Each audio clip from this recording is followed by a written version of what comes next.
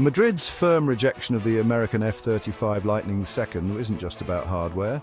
It's a bold political and strategic statement. This August 2025 decision marks a major shift. Spain is pivoting away from American military tech, doubling down on a distinctly European defense future. The F-35 has been the NATO gold standard, adopted by the UK, Italy, Norway and Poland.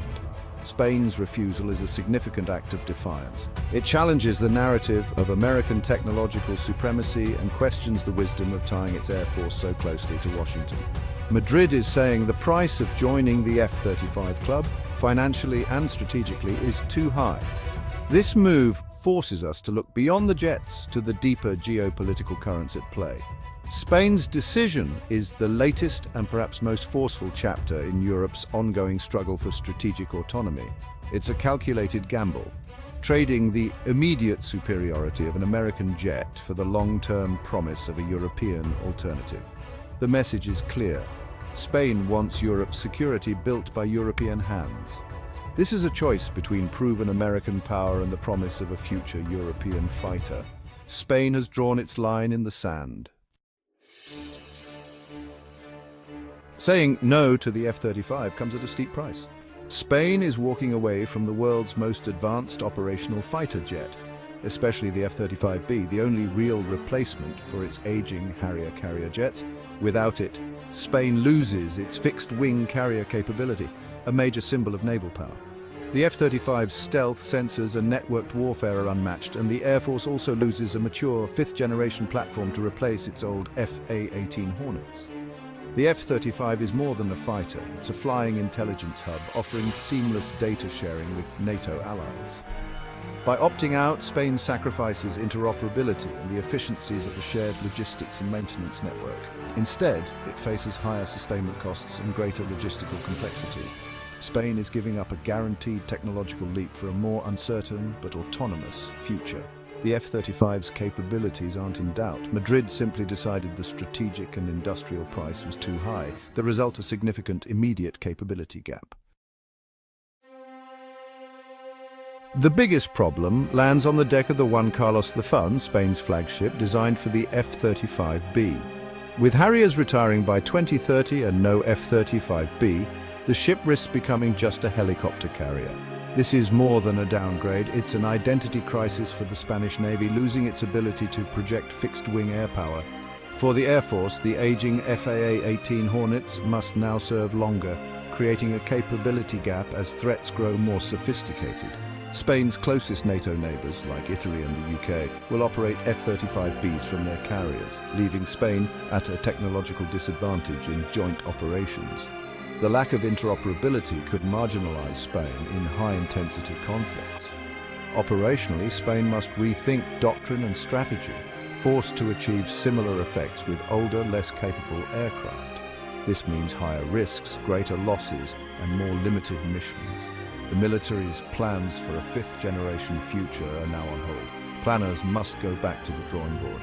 It's a costly pivot driven by politics, not changing threats.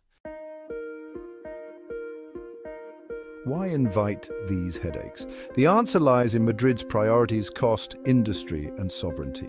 The F-35 is staggeringly expensive to buy and maintain, hard to justify amid economic pressures.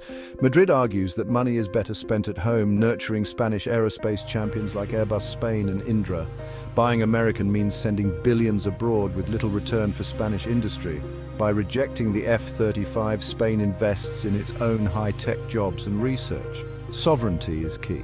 The F-35 software and logistics are tightly controlled by the US, giving Washington leverage. Spain wants full control over its jets, upgrades, modifications and deployments without US permission.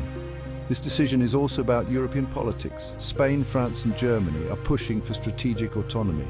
Investing in a pan-European fighter like FCAS is the ultimate expression of this ambition. Choosing the F-35 would have undermined Europe's goal of defense independence.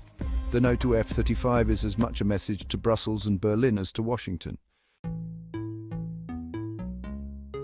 With the F-35 off the table, Spain's options are all European. The most logical is more Eurofighter Typhoons. Spain already operates them, and new models could replace the F/A-18S. The Typhoon is agile and powerful, but lacks the stealth and sensor fusion of the F-35. The French Rafale is capable, with a naval variant, but would require a costly redesign of Spain's carrier, and is politically tricky. The Swedish Saab Gripen E is affordable and advanced, but lacks a naval version and may be seen as a step down in prestige. The real prize is the Future Combat Air System, FCAS, a sixth-generation pan-European project linking manned fighters, drones and a combat cloud. Spain is a lead partner, betting its future air power on FCAS. FCAS promises to leapfrog the F-35, but it's still on the drawing board. The risk is high, but so is the potential reward. Spain is gambling on a future that doesn't exist yet.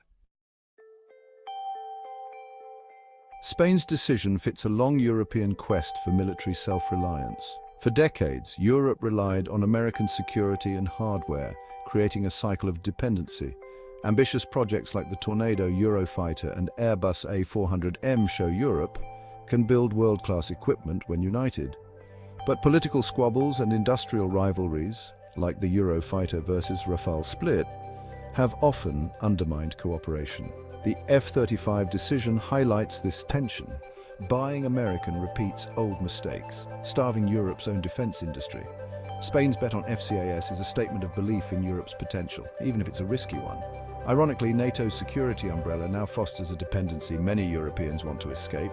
Spain is choosing to feed the European wolf, not the American eagle. Rejecting the F-35 is a massive bet on the Future Combat Air System. FCAS is Europe's vision for strategic autonomy, a network system with a sixth-generation fighter, loyal wingman drones, and an AI-driven combat cloud.